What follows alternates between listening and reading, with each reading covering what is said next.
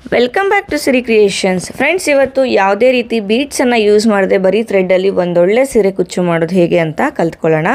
So ಇವತ್ತಿನ ಡಿಸೈನ್ಗೆ ನಾನು 6 ಎಳೆ ದಾರ ಹಾಗೆ ನೀಡಲ್ ನಂಬರ್ 10ನ ತೊಗೊಂಡಿದ್ದೀನಿ. ಮೊದಲಿಗೆ ಲಾಕ್ ಮಾಡಿಕೊಂಡು 2 ಚೈನ್ ಹಾಕಿ ಸೂಜಿ ಮೇಲೆ ದಾರ ತೊಗೊಂಡು 2 ಚೈನ್ನ ಪಕ್ಕದಲ್ಲೇ ಒಂದು ಡಬಲ್ ಕ್ರೋಶೇನ ವರ್ಕ್ ಮಾಡ್ಕೋತಾ ಇದ್ದೀನಿ. ಫ್ರೆಂಡ್ಸ್, ಹಾಗೆಯೇ ನಾನು ಕಂಪ್ಲೀಟ್ ಮೆಟೀರಿಯಲ್ಸ್ನ ಪರ್ಚೇಸ್ ಮಾಡೋದು ಕವಿತಾ ಎಂಟರ್ಪ್ರೈಸಸಲ್ಲಿ.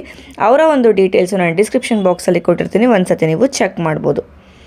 ಡಬಲ್ ಕ್ರೋಶೆ ಆದಮೇಲೆ 1 2 3 4 ಚೈನ್ ಹಾಕ್ಕೊಂಡು ಸೂಜಿ ಮೇಲೆ ದಾರ ತಗೊಳ್ಳಿ. 4 ಚೈನ್ ಎಲ್ಲಿಗೆ ಬರುತ್ತೋ ಅಲ್ಲಿಗೆ ನೋಡಿಕೊಂಡು ಡೈರೆಕ್ಟಾಗಿ ನಾವು ಡಬಲ್ ಕ್ರೋಶೇನ ವರ್ಕ್ ಮಾಡ್ಕೋಬೇಕು. ಎಕ್ಸಾಕ್ಟ್ ಪಾಯಿಂಟ್ಗೆ ಡಬಲ್ ಕ್ರೋಶೇನ ಡಬಲ್ ಕ್ರೋಶೇನ ವರ್ಕ್ ಮಾಡ್ಕೊಳ್ಳಿ. ಒಂಚೂರು ಹೆಚ್ಚು ಕಡಿಮೆ ಆದ್ರೂ ಸೀರೆ ಸುಕ್ ಬರೋ ಚಾನ್ಸಸ್ ಇರುತ್ತೆ. ತುಂಬ ಜನ ಮೈಸೂರು ಸಿಲ್ಕ್ ಸ್ಯಾರಿಗೆ ಕೇಳ್ತಾ ಇದ್ರಿ. ಸೊ ಈ ಡಿಸೈನು ಮೈಸೂರು ಸಿಲ್ಕ್ ಸ್ಯಾರಿಗೆ ತುಂಬ ಚೆನ್ನಾಗಿ ಸೂಟ್ ಆಗುತ್ತೆ. ಯಾವುದೇ ರೀತಿ ಬೀಡ್ಸ್ನ ಯೂಸ್ ಮಾಡದೆ ಮಾಡಿರೋ ಅಂಥದ್ದು. ಡಬಲ್ ಕ್ರೋಶೆ ಆದಮೇಲೆ ಮತ್ತೆ ನಾನು ಏನು ಮಾಡ್ತಾಯಿದ್ದೀನಿ ಅಂತ ಅಂದರೆ ಸೂಜಿ ಮೇಲೆ ದಾರ ತಗೊಂಡು ಅದ್ರ ಪಕ್ಕನೇ ಇನ್ನೂ ಒಂದು ಡಬಲ್ ಕ್ರೋಶೇನ ವರ್ಕ್ ಮಾಡ್ಕೋತೀನಿ.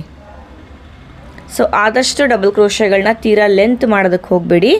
ಲೆಂತ್ ಮಾಡಿದ್ರೆ ಪ್ರಾಬ್ಲಮ್ ಆಗುತ್ತೆ, ಅಂದರೆ ಅಷ್ಟು ಉದ್ದ ಕಾಣಿಸುತ್ತೆ, ಅಷ್ಟು ಚೆನ್ನಾಗಿ ಕಾಣಿಸೋದಿಲ್ಲ. ಸೊ ನೋಡಿ, ಅವಾಗ ಡಬಲ್ ಕ್ರೋಶೆ ಮಾಡಿದ್ದೆ ಅಲ್ವಾ, ಅದ್ರ ಪಕ್ಕ ಇನ್ನೂ ಒಂದು ಡಬಲ್ ಕ್ರೋಶೆ. ಸೊ ಅಲ್ಲಿ 4 ಚೈನ್ ಹಾಕಿದ್ವಲ್ಲ ಫಸ್ಟು, ಇವಾಗ ಚೈನ್ಗಳು ಜಾಸ್ತಿ ಮಾಡ್ಕೋತೀನಿ. 3 4 5 6 ಚೈನ್ ಹಾಕ್ಕೊಂಡು ಸೂಜಿ ಮೇಲೆ ದಾರ ತೊಗೊಂಡು 6 ಚೈನ್ ಎಲ್ಲಿಗೆ ಬರುತ್ತೋ ನೋಡ್ಕೊಳ್ಳಿ. ಈ ರೀತಿ ಒಂದು ಪಾಯಿಂಟು ಒಳಗಡೆಗೆ, ಇಲ್ಲಾಂದರೆ ಎಕ್ಸಾಕ್ಟ್ ಪಾಯಿಂಟ್ಗೆ ಡೈರೆಕ್ಟಾಗಿ ಡಬಲ್ ಕ್ರೋಶೇನ ವರ್ಕ್ ಮಾಡ್ಕೋಬೋದು. ಸೊ ಒಂದು ಪಾಯಿಂಟ್ ಒಳಗಡೆಗೂ ಕೂಡ ನೀವು ಡಬಲ್ ಕ್ರೋಶೆ ಮಾಡ್ಕೋಬೋದು, ಅಥವಾ ಎಕ್ಸಾಕ್ಟ್ ಪಾಯಿಂಟ್ಗೂ ಡಬಲ್ ಕ್ರೋಶೆ ಮಾಡ್ಕೋಬೋದು. ಅದೇ ಡಬಲ್ ಕ್ರೋಶೆ ಪಕ್ಕದಲ್ಲಿ ಇನ್ನೂ ಒಂದು ಡಬಲ್ ಕ್ರೋಶೆ. ಇವಾಗ 4 ಚೈನು, 4 ಚೈನ್ ಹಾಕ್ಕೊಂಡು ಸೂಜಿ ಮೇಲೆ ದಾರ ತಗೊಂಡು 4 ಚೈನ್ ಎಲ್ಲಿಗೆ ರೀಚ್ ಆಗುತ್ತೋ ನೋಡಿಕೊಂಡು ಡಬಲ್ ಕ್ರೋಶೆ.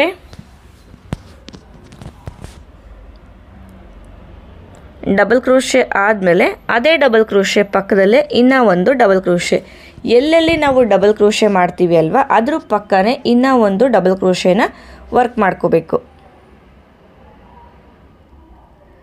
ಸೊ ಇವಾಗ 4 ಚೈನ್ ಹಾಕಿದ್ವಿ ಅಲ್ವಾ, ಇವಾಗ ಇಲ್ಲಿ ನಾನು 6 ಚೈನ್ಗಳನ್ನ ಹಾಕೋತಾ ಇದ್ದೀನಿ. 6 ಚೈನ್ ಹಾಕ್ಕೊಂಡು ಸೂಜಿ ಮೇಲೆ ದಾರ ತೊಗೊಂಡು 6 ಚೈನ್ ಎಲ್ಲಿಗೆ ಬರುತ್ತೋ ನೋಡಿಕೊಂಡು ಡೈರೆಕ್ಟಾಗಿ ಡಬಲ್ ಕ್ರೋಶೆ. ಸೊ ಇದು ಇವತ್ತಿನ ಡಿಸೈನ್ದು ಬೇಸ್ ಲೈನ್ ಆಗುತ್ತೆ. 2 ಡಬಲ್ ಕ್ರೋಶೆ, ಒಂದು ಸತಿ 4 ಚೈನ್ ಹಾಕಿದ್ರೆ ಒಂದು ಸತಿ 6 ಚೈನು, 4 6 4 6 ಈ ಕೌಂಟಲ್ಲಿ ಬರುತ್ತೆ. ಎಲ್ಲೆಲ್ಲಿ ಡಬಲ್ ಕ್ರೋಶೆ ಮಾಡ್ತೀವಿ ಅಲ್ವಾ, ಅಲ್ಲೆಲ್ಲ ಒಂದು ಎಕ್ಸ್ಟ್ರಾ ಡಬಲ್ ಕ್ರೋಶೆನ ವರ್ಕ್ ಮಾಡ್ಕೋಬೇಕು. ಯಾವುದೇ ರೀತಿ ಬೀಡ್ಸ್ನ ಯೂಸ್ ಮಾಡದೆ ಮೈಸೂರು ಸಿಲ್ಕ್ ಸ್ಯಾರಿಗೆ ಒಂದು ಒಳ್ಳೆ ಡಿಸೈನ್ನ ಮಾಡಬೇಕು ಅಂದರೆ ಈ ಒಂದು ಡಿಸೈನ್ನ ನೀವು ಟ್ರೈ ಮಾಡ್ಬೋದು. ತುಂಬ ಜನ ಇವಾಗ ಮೈಸೂರು ಸಿಲ್ಕ್ ಸ್ಯಾರಿಗಳಿಗೆ ಬೀಡ್ಸ್ ಬೇಡ ಅಂತ ಕೇಳ್ತಾರೆ. ಸೊ ಹಾಗಾಗಿ ಈ ರೀತಿ ವರ್ಕನ್ನು ನೀವು ಮಾಡಿ ಕೊಡ್ಬೋದು. ನೋಡಿ, 4 ಚೈನ್ ಹಾಕಿ 4 ಚೈನ್ ಎಲ್ಲಿಗೆ ಬರುತ್ತೋ ನೋಡಿಕೊಂಡು ಡಬಲ್ ಕ್ರೋಶೇನ ವರ್ಕ್ ಮಾಡ್ಕೋಬೇಕು. ನೋಡಿ, ಡಬಲ್ ಕ್ರೋಶೆ ಆದಮೇಲೆ ಅದ್ರ ಪಕ್ಕನೇ ಇನ್ನೂ ಒಂದು ಡಬಲ್ ಕ್ರೋಶೆ. ಡಬಲ್ ಕ್ರೋಶೆ ಆದಮೇಲೆ ನೋಡಿ, ಇದು ಇವತ್ತಿನ ಬೇಸ್ ಲೈನು ಈ ರೀತಿ ಕಾಣಿಸುತ್ತೆ. ಇದೇ ಥರ ನಾವು ಸೀರೆ ಪೂರ್ತಿ ವರ್ಕನ್ನು ಮಾಡ್ತಾ ಹೋಗಬೇಕು. ಗಮನ ಇಟ್ಕೊಳ್ಳಿ, 4 ಚೈನು ಹಾಗೆ 6 ಚೈನು ಈ ಒಂದು ಕೌಂಟಿಂಗಲ್ಲಿ ನಾವು ವರ್ಕನ್ನು ಮಾಡ್ಕೋಬೇಕು. ಹೆಚ್ಚು ಕಡಿಮೆ ಮಾಡ್ಕೊಳ್ಳೋದಕ್ಕೆ ಹೋಗಬೇಡಿ. ಸೊ ಯಾಕೆ ಅಂತ ನಾನು ನೆಕ್ಸ್ಟು ಹೇಳ್ತೀನಿ ನಿಮಗೆ. ನೋಡಿ, ಇವಾಗ ಮತ್ತೆ 6 ಚೈನ್ ಹಾಕ್ಕೊಂಡು 6 ಚೈನ್ ಎಲ್ಲಿಗೆ ಬರುತ್ತೋ ನೋಡಿ ಡೈರೆಕ್ಟಾಗಿ ಡಬಲ್ ಕ್ರೋಶೆ. ಡಬಲ್ ಕ್ರೋಶೆ ಆದಮೇಲೆ ಅದ್ರ ಪಕ್ಕನೇ ಇನ್ನೂ ಒಂದು ಡಬಲ್ ಕ್ರೋಶೆ. ಎಲ್ಲೆಲ್ಲೇ ಡಬಲ್ ಕ್ರೋಶೆ ಮಾಡ್ತೀವಿ ಅಲ್ಲೆಲ್ಲ ಒಂದು ಎಕ್ಸ್ಟ್ರಾ ಡಬಲ್ ಕ್ರೋಶೆ. ನೋಡಿ, ಇವತ್ತಿನ ಡಿಸೈನ್ದು ಬೇಸ್ ಲೈನ್ ಇದು. ನೋಡಿ, ಸೀರೆ ಪೂರ್ತಿ ನಾನು ವರ್ಕನ್ನು ಮಾಡಿ ಆಗಿದೆ. ಇದೇ ರೀತಿ 4 ಚೈನು 6 ಚೈನು ಹಾಗೆ 2 ಡಬಲ್ ಕ್ರೋಶೆಗಳನ್ನ ವರ್ಕ್ ಮಾಡ್ಕೊಂಡಿದ್ದೀನಿ. ಬನ್ನಿ ಇವಾಗ ನೆಕ್ಸ್ಟ್ ಲೇಯರ್ ಮಾಡೋದು ಹೇಗೆ ಅಂತ ನೋಡ್ಕೊಳ್ಳೋಣ. ನೆಕ್ಸ್ಟ್ ಲೇಯರ್ ಮಾಡೋದಕ್ಕೆ ನಾನು ಸ್ಯಾರಿ ಕಲರ್ ಅಂದರೆ ರೆಡ್ ಕಲರ್ ದಾರನ ತೊಗೊಂಡಿದ್ದೀನಿ. ನಾವೇನು 2 ಚೈನ್ ಹಾಕಿದ್ವಿ ಅಲ್ವಾ, ಆ 2 ಚೈನ್ನ ಮೇಲೆ ಲಾಕ್ನ ಮಾಡ್ಕೊಳ್ಳೋಣ. ಮತ್ತು ಇಲ್ಲಿ 2 ಡಬಲ್ ಕ್ರೋಶೆ ಮಧ್ಯಕ್ಕೆ ಒಂದು ಲಾಕನ್ನು ಮಾಡ್ಕೊಳ್ಳಿ. ಲಾಕ್ ಆದಮೇಲೆ ನೆಕ್ಸ್ಟ್ ಇಲ್ಲಿ 4 ಚೈನ್ ಹಾಕಿದ್ದೀವಿ ಅಲ್ವಾ, ಈ 4 ಚೈನ್ನ ಗ್ಯಾಪ್ನ ಒಳಗಡೆಗೆ ಸಿಂಗಲ್ ಕ್ರೋಶೆನ ವರ್ಕ್ ಮಾಡ್ಕೊಳ್ಳಿ. 2 ಸಿಂಗಲ್ ಕ್ರೋಶೆ ಆಯಿತು. ಸೊ ನೀವು 3 ಕೂಡ ಹಾಕೋಬೋದು. ಇವಾಗ ಡೈರೆಕ್ಟಾಗಿ ನೆಕ್ಸ್ಟ್ ಇಲ್ಲಿ 6 ಚೈನ್ನ ಗ್ಯಾಪ್ಗೆ ನಾನು ಡಬಲ್ ಕ್ರೋಶೇನ ವರ್ಕನ್ನು ಮಾಡ್ಕೋತಾ ಇದ್ದೀನಿ. ಫ್ರೆಂಡ್ಸ್, ಯಾರಿಗಾದರೂ ಸೀರೆ ಕುಚ್ಚು ಕಲಿಯೋ ಇಂಟ್ರೆಸ್ಟ್ ಇತ್ತು ಅಂತ ಅಂದರೆ ಇಲ್ಲಿ ಡಿಸ್ಪ್ಲೇ ಆಗ್ತಾ ಇರೋ ನಂಬರ್ಗೆ ನೀವು ನನ್ನ ಕಾಂಟ್ಯಾಕ್ಟ್ ಮಾಡ್ಬೋದು. ಸೊ ನೋಡಿ, ಇವತ್ತಿನ ಡಿಸೈನ್ಗೆ ಇಲ್ಲಿ ನಾನು ರೆಡ್ ಕಲರಲ್ಲಿ 7 ಎಳೆ ದಾರನ ತೊಗೊಂಡಿದ್ದೀನಿ. ಯಾಕಂದರೆ ನಾನು ತೊಗೊಂಡಿರೋವಂಥ ದಾರ ಬಂದು ತುಂಬ ತೆಳುವಾಗಿದೆ, ಹಾಗಾಗಿ 1 ಎಳೆ ನಾನು ಎಕ್ಸ್ಟ್ರಾ ತೊಗೊಂಡಿದ್ದೀನಿ. ಆಮೇಲೆ ನೆಕ್ಸ್ಟು ವರ್ಕ್ ಮಾಡಬೇಕಾದ್ರೆ ನೀವು 7 ಎಳೆ ತೊಗೊಂಡಿದ್ದೀರಾ, ನಮ್ಗೆ 6 ಎಳೆ ಅಂತ ಹೇಳ್ತೀರಾ ಅಂತೆಲ್ಲ ಕಮೆಂಟ್ ಮಾಡ್ತೀರಾ. ಸೊ ಹಾಗಾಗಿ ಒಂದು ಕ್ಲಾರಿಟಿನ ಕೊಟ್ಟಿದ್ದೀನಿ. ಎಲ್ಲಿ ನಾನು ಯಾವ ಥರ ಅಂತ ಅಂದರೆ ದಾರ ತುಂಬ ತೆಳುವಾಗಿತ್ತು ಅಂತ ಅಂದಾಗ ಮಾತ್ರ ನಾನು 7 ಎಳೆ ದಾರನ ಯೂಸ್ ಮಾಡ್ತೀನಿ.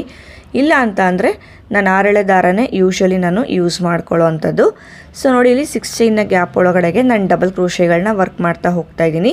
ಡಬಲ್ ಕ್ರೋಶೆಗಳು ಲೆಂತ್ ನಾವು ಆದಷ್ಟು ಮೇಂಟೈನ್ ಮಾಡಬೇಕು, ಒಂದೇ ಲೆಂತಲ್ಲಿರಬೇಕು. ಸೊ ಮೈಸೂರು ಸಿಲ್ಕ್ ಸ್ಯಾರಿಗೆ ಕಾಂಬಿನೇಷನ್ ಯಾವ ರೀತಿ ಮಾಡ್ಕೋಬೋದು ಅಂತ ನೀವೇನಾದರೂ ಕೇಳೋದಾದರೆ, ಮೈಸೂರು ಸಿಲ್ಕ್ ಸ್ಯಾರಿ ಪ್ಲೇನ್ ಬಂದ್ರೂ ನಮಗೆ ಅಟ್ಲೀಸ್ಟ್ ಎಲ್ಲಾದರೂ ಒಂದು ಕಡೆ ಗೋಲ್ಡ್ ಕಲರು ಕಾಣಿಸುತ್ತೆ. ಸೊ ಆವಾಗ ಬೇಸ್ ಲೈನ್ಗೆ ಹಾಗೆ ಫಸ್ಟ್ ಆರ್ಚ್ಗೆ ನಾವು ಗೋಲ್ಡ್ ಕಲರ್ನ ಯೂಸ್ ಮಾಡಿಕೊಂಡು ಸೆಕೆಂಡ್ ಲೇಯರ್ ಮಾಡಬೇಕಾದ್ರೆ ನಾವು ಸ್ಯಾರಿ ಕಲರ್ನ ತಗೋಬೋದು. ಇಲ್ಲ ತುಂಬ ಜನ ಗೋಲ್ಡ್ ಬರೀ ಕುಚ್ಚಲ್ಲಿ ಬಿಡಿ, ಡಿಸೈನಲ್ಲಿ ಬೇಡ ಅಂತ ಕೇಳಿದ್ರೆ ಸೊ ನೀವು ಸೆಲ್ಫಲ್ಲೇ ಡಿಸೈನ್ ಮಾಡಿ ಕುಚ್ಚನ್ನ ನೀವು ಗೋಲ್ಡ್ ಕಲರಲ್ಲಿ ಬಿಡ್ಬೋದು. ನೋಡಿ, ನಾನು ಅದೇ 6 ಚೈನ್ನ ಗ್ಯಾಪ್ನ ಒಳಗಡೆಗೆ ಡಬಲ್ ಕ್ರೋಶೇನ ಮಾಡ್ತಾಯಿದ್ದೀನಿ. ಡಬಲ್ ಕ್ರೋಶೆ ಲೆಂತ್ ನಾನು ಆಲ್ಮೋಸ್ಟ್ ಒಂದೇ ಲೆಂತನ್ನು ನಾನು ಮೇಂಟೈನ್ ಮಾಡ್ತಾ ಹೋಗ್ತಾ ಇದ್ದೀನಿ. ಸೊ ಈ ಒಂದು 6 ಚೈನ್ನ ಗ್ಯಾಪ್ ಒಳಗಡೆಗೆ 10 ಡಬಲ್ ಕ್ರೋಶೆ. ಇವಾಗ ಇದನ್ನು ನೆಕ್ಸ್ಟ್ 4 ಚೈನ್ ಇದೆ ಅಲ್ವಾ, ಅಲ್ಲಿಗೆ ಲಾಕ್ ಮಾಡ್ಕೊಳ್ಳಿ. ನೋಡಿ, ಆರ್ಚ್ ಕಂಪ್ಲೀಟ್ ಆದಮೇಲೆ ಈ ರೀತಿ ಕಾಣಿಸುತ್ತೆ.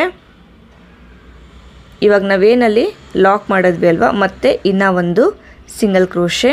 ಸೊ ಅದರೊಳಗಡೆಗೆ ಒಟ್ಟು ಲಾಕನ್ನು ಬಿಟ್ಟು 2 ಎಕ್ಸ್ಟ್ರಾ ಸಿಂಗಲ್ ಕ್ರೋಶೆ ಕೂಡ ನೀವು ಮಾಡ್ಕೋಬೋದು.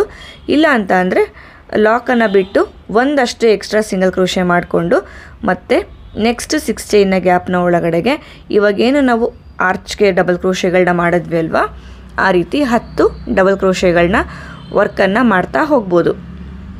ಸೊ ಫ್ರೆಂಡ್ಸ್, ಇನ್ನೊಂದು ಹೇಳ್ತೀನಿ, ಈ ಒಂದು ಆರ್ಚ್ ಚೈನ್ನ ಗ್ಯಾಪ್ ಒಳಗಡೆಗೆ ನೀವು 12 ಡಬಲ್ ಕ್ರೋಶೆ ಕೂಡ ಮಾಡ್ಕೋಬೋದು. 12 ಡಬಲ್ ಕ್ರೋಶೆ ಮಾಡಿಕೊಂಡ್ರೆ ಏನು ಪ್ರಾಬ್ಲಮ್ ಆಗುತ್ತೆ ಅಂದರೆ ಆರ್ಚ್ಗಳು ಸ್ವಲ್ಪ ಓವರ್ಲ್ಯಾಪ್ ಆಗುತ್ತೆ ಅಂತ ಅನಿಸುತ್ತೆ. ಜಾಸ್ತಿ ಕೌಂಟಿಂಗ್ಸಲ್ಲಿ ಮಾಡಿಕೊಂಡ್ರೆ ಹೋಗ್ತಾ ಅದೊಂದು ಸ್ವಲ್ಪ ಅಷ್ಟು ನೀಟಾಗಿ ಕಾಣಿಸೋದಿಲ್ಲ. ಕರೆಕ್ಟಾಗಿ 10 ಡಬಲ್ ಕ್ರೋಶೆಗಳನ್ನ ಮಾಡಿಕೊಂಡ್ರೆ ನಮಗೆ ನೀಟಾಗಿ ಗೊತ್ತಾಗತ್ತೆ. ಅದು ಯಾಕೆ ಈ ಒಂದು ಹೇಳ್ತಾ ಇದ್ದೀನಿ ಅಂತ ಅಂದರೆ, ನಾನು ಹೋಗ್ತಾ 12 ಕೂಡ ಮಾಡಿಕೊಂಡು ಟ್ರೈ ಮಾಡಿದೆ, ಆರ್ಚಿನ ದೊಡ್ಡದಾಗಿ ಮಾಡ್ಕೋಬೋದಲ್ವ ಅಂತ. ಬಟ್ ಅದು ಓವರ್ಲ್ಯಾಪ್ ಆಗುತ್ತೆ, ಸ್ವಲ್ಪ ಎದ್ದಂಗೆ ಕಾಣಿಸುತ್ತೆ. ಹಾಗಾಗಿ 10 ಡಬಲ್ ಕ್ರೋಶೆ ಕರೆಕ್ಟಾಗಿರುತ್ತೆ. ಸೊ ಡಬಲ್ ಕ್ರೋಶೆ ಲೆಂತ್ಗಳನ್ನ ಆದಷ್ಟು ಮೇಂಟೈನ್ ಮಾಡಬೇಕು ಈ ಒಂದು ಡಿಸೈನ್ಗೆ. ಇಲ್ಲ ಅಂತ ಅಂದರೆ ಡಿಸೈನು ಅಷ್ಟು ನೀಟಾಗಿ ಬರೋದಿಲ್ಲ. ನೋಡಿ, ನಾನು ಕಂಪ್ಲೀಟಾಗಿ ಒಂದೇ ಲೆಂತ್ ಮೇಂಟೈನ್ ಮಾಡ್ತಾ ಇದ್ದೀನಿ. ಮತ್ತು ಇನ್ನೊಂದು 11 ಡಬಲ್ ಕ್ರೋಶೆ ಕೂಡ ನೀವು ಮಾಡ್ಕೋಬೋದು. 12 ಜಾಸ್ತಿ ಆಗುತ್ತೆ, 10 ಇಲ್ಲ 11 ಡಬಲ್ ಕ್ರೋಶೆಗಳನ್ನ ವರ್ಕನ್ನು ಮಾಡ್ಕೋಬೋದು. ನೋಡಿ, ಡಬಲ್ ಕ್ರೋಶೆ ಆದಮೇಲೆ ನೆಕ್ಸ್ಟ್ 4 ಚೈನ್ಗೆ ಆರ್ಚ್ನ ಎಂಡ್ ಮಾಡ್ತಾ ಇದ್ದೀನಿ. ಸೊ 2 ಆರ್ಚ್ಗಳು ಕಂಪ್ಲೀಟ್ ಆಗಿದೆ. 2 ಆರ್ಚ್ಗಳ ಮಧ್ಯೆ ಇಲ್ಲೇನು ಗ್ಯಾಪ್ ಕಾಣಿಸ್ತಾ ಇದೆ ಅಲ್ವಾ, 4 ಚೈನ್ನ ಗ್ಯಾಪು, ಇಲ್ಲಿಗೆ ನಾವು ಕುಚ್ಚನ್ನು ಹಾಕೊಳ್ಳೋ ಅಂಥದ್ದು. ಕುಚ್ಚೆಲ್ಲ ಹಾಕಿ ಡಿಸೈನ್ ಯಾವ ರೀತಿ ಕಾಣಿಸುತ್ತೆ ಅಂತ ಹೇಳಿ ನಾನು ತೋರಿಸ್ತೀನಿ ನಿಮಗೆ. ಫ್ರೆಂಡ್ಸ್, ನೋಡ್ತಾ ಇರ್ಬೋದು ಡಿಸೈನ್ ಕಂಪ್ಲೀಟ್ ಆಗಿದೆ, ಕುಚ್ಚು ಕೂಡ ಕಟ್ಟಿ ಆಗಿದೆ. ಕುಚ್ಚನ್ನ ಕಟ್ಟೋದಕ್ಕೆ ನಾನು 135 ಎಳೆ ದಾರ ಅಷ್ಟೇ ತೊಗೊಂಡಿರೋವಂಥದ್ದು. ಸೊ ಇವತ್ತಿನ ಡಿಸೈನ್ದು ಕಂಪ್ಲೀಟ್ ಫೈನಲ್ ಲುಕ್ಕು ಈ ರೀತಿ ಬರುತ್ತೆ. ಈ ಒಂದು ಡಿಸೈನ್ಗೆ ನೀವು ಚಾರ್ಜ್ ಮಾಡ್ತೀರಾ ಅಂತ ಅಂದರೆ 550ಇಂದ 650ವರೆಗೂ ಈ ಡಿಸೈನ್ಗೆ ನೀವು ಚಾರ್ಜ್ ಮಾಡ್ಬೋದು. ಇವತ್ತಿನ ಡಿಸೈನ್ ನಿಮ್ಮೆಲ್ಲರಿಗೂ ಇಷ್ಟ ಆಗಿದೆ ಅಂತ ತಿಳ್ಕೊತೀನಿ. ಹಾಗೆಯೇ ನಾನು ಯೂಸ್ ಮಾಡೋ ಮೆಟೀರಿಯಲ್ಸ್ನ ನಾನು ಎಲ್ಲಿ ಪರ್ಚೇಸ್ ಮಾಡ್ತೀನಿ ಅನ್ನೋ ಡೀಟೇಲ್ಸು ಡಿಸ್ಕ್ರಿಪ್ಷನ್ ಬಾಕ್ಸಲ್ಲಿ ಕೊಟ್ಟಿರ್ತೀನಿ, ಒಂದ್ಸತಿ ನೀವು ಚೆಕ್ ಮಾಡ್ಬೋದು. ಜೊತೆಗೆ ಯಾರಿಗಾದರೂ ಸೀರೆ ಕುಚ್ಚು ಕಲಿಯೋ ಇಂಟ್ರೆಸ್ಟ್ ಇತ್ತು ಅಂತ ಅಂದರೆ ಇಲ್ಲಿ ಡಿಸ್ಪ್ಲೇ ಆಗ್ತಾ ಇರೋ ನಂಬರ್ಗೆ ನೀವು ಕಾಂಟ್ಯಾಕ್ಟ್ ಮಾಡ್ಬೋದು. ಮತ್ತೆ ಸಿಗ್ತೀನಿ ನೆಕ್ಸ್ಟ್ ಇಂಟ್ರೆಸ್ಟಿಂಗ್ ವಿಡಿಯೋ ಜೊತೆ. ಅಲ್ಲಿವರೆಗೂ ಥ್ಯಾಂಕ್ ಯು.